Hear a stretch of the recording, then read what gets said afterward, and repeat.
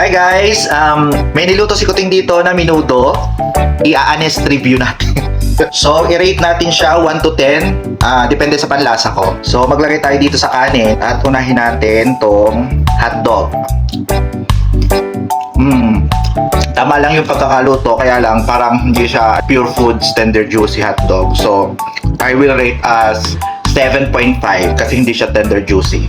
Ito namang baboy na medyo mataba. Sa texture pa lang, maganda na, tsaka mas gusto ko yung maraming mataba. So, i-rate ko siya ng, para sa ano lang ha, quality, 8.5. Tingnan natin ang lasa.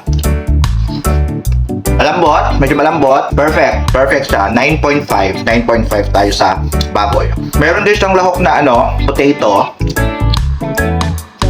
9/10. May atay din. Rate natin ang atay. 7. Hindi ko masyadong ang atay. May carrot siya. 5 lang. Overall, siya? 9. Perfect tayo sa 9. Okay? Huwag magagalit ha pag binigyan namin kayo ng honest review dun sa may mga kakawartong masasarap magluto ha.